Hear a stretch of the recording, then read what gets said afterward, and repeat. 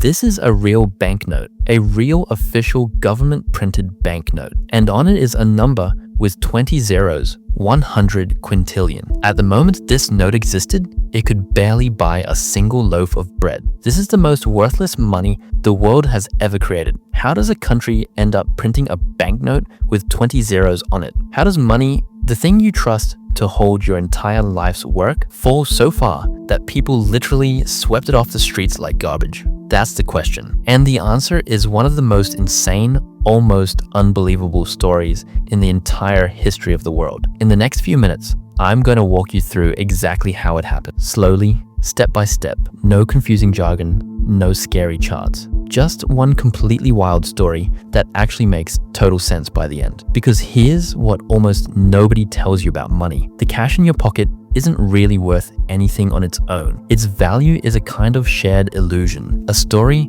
that millions of people quietly agree to believe. And this is the story of what happens when that illusion falls apart completely, catastrophically, faster than anywhere on earth ever. First, you need to feel what daily life was actually like, because it's almost impossible to wrap your head around. Picture working a full week, getting your paycheck, and that paycheck being worth less than the bus ride home. Picture prices that didn't rise every month, or every week, or even every day. Picture prices that doubled every 15 hours. Read that again, 15 hours. You could buy a coffee in the morning, and by the next morning, that same coffee cost twice as much. So people stopped getting paid once a month. They got paid every day, sometimes several times a day. And the instant the money hit their hands, they ran. They sprinted to the shops to spend every last bill before it lost half its value by dinner time. Stores gave up writing prices on anything because the price was already wrong by the time they finished writing it. Money was hauled around in bags, in suitcases, in wheelbarrows, and then it got even darker. The cash became so worthless that people pasted it on their walls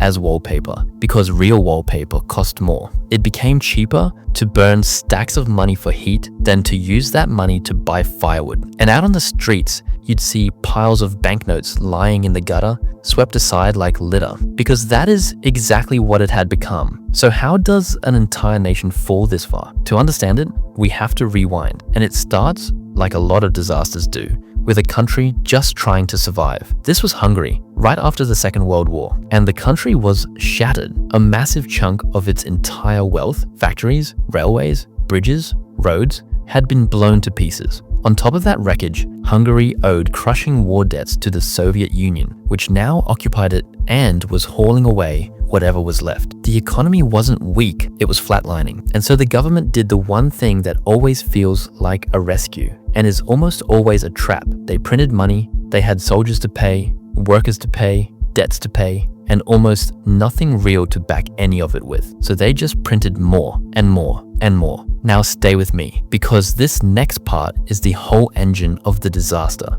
When a government floods a country with new money, each individual note becomes worth a little less, so prices rise to catch up. But now, everything the government needs to buy costs more too. So what do? They print even more money, which makes prices rise again, which means they print again. It's a snake eating its own tail. And once that loop is spinning fast enough, printing money to fix it is like pouring gasoline on a fire to try to put it out. Every single solution makes it worse. And Hungary's fire grew into the biggest the world has ever seen. So watch what happens to the money itself, because it gets almost cartoonish. They started with a normal currency called the pengo, but soon normal numbers couldn't keep up. So they invented a bigger unit and called it the mil pengo. 1 million pengo, crammed into a single word. Then prices blew past even that. So they made an even bigger one, the B pengo, 1 trillion pengo. Just sit with that. They needed a special word that meant a trillion of our own money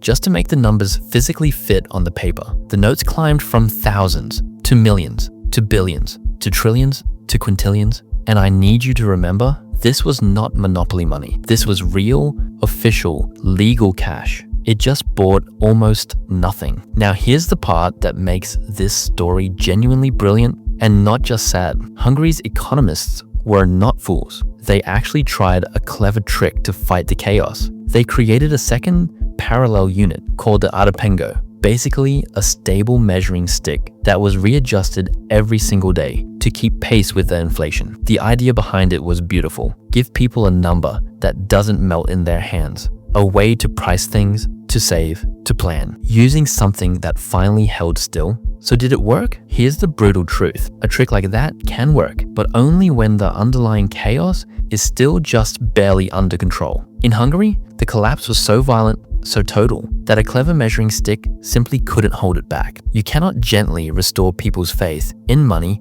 when that faith has already been burned to nothing. And that is the key to this entire story. When money falls far enough, you cannot patch it, you cannot fix it. There's only one option left: destroy it completely and start over from zero. By the middle of 1946, the numbers had become almost impossible to even say out loud. At the very peak, prices were rising by more than 200%. Every single day, the government printed that 100 quintillion pengo note, a 1 with 20 zeros, and it became the largest banknote ever put into circulation in all of human history. And it gets crazier. They printed an even bigger one, worth 10 times as much, that they never even released. By the time it rolled off the press, it was already pointless. Think about that for a second. The single biggest banknote ever created by any country in history, and not one human being ever got to spend it. In fact, near the very end, the printing presses literally could not keep up. The money was losing its value faster than the machines could physically stamp the zeros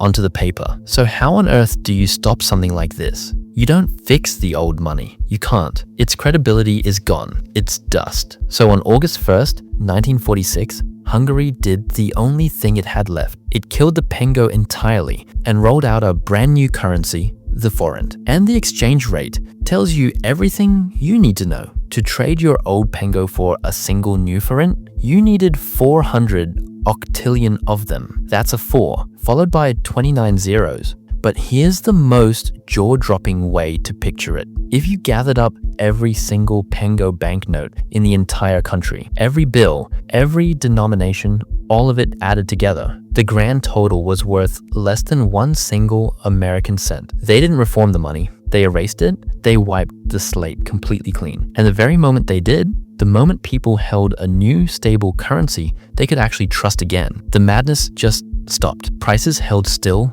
Shops wrote prices on things again. The economy could finally breathe. And that new currency, the forint, Hungary still uses it to this very day, almost 80 years later. So what's the real lesson hiding inside all of this? Is that money is not paper, it's not metal, it's not even the number printed on it. Money is trust, a shared belief that a piece of paper means something, and that tomorrow it'll still mean roughly the same thing. When that trust is healthy, a worthless scrap of cotton and ink can hold the value of an entire house. But when that trust dies, when people stop believing the number means anything at all, that same paper becomes worth less than the paper itself. Hungary never ran out of money. By the end, it had more money than ever. What it ran out of was belief. And that leaves us with a genuinely mind-bending question. If money is really just trust, just a thing people agree to believe in, then couldn't almost anything become money? Something with no government behind it, no bank, no gold, no real value of its own at all? It turns out the answer is yes. In one of the strangest places on the entire planet, a place with no economy, no banks, no government, nothing. A group of people built a fully working money system out of one ordinary little object, cigarettes. And the wildest part is that their cigarette economy followed almost the exact same rules as the dollar in your pocket right now. How it actually worked might tell you more about what money truly is than anything else you've ever heard. That's the next video right here. Go watch it. I promise it'll change the way you see the money in your wallet for good.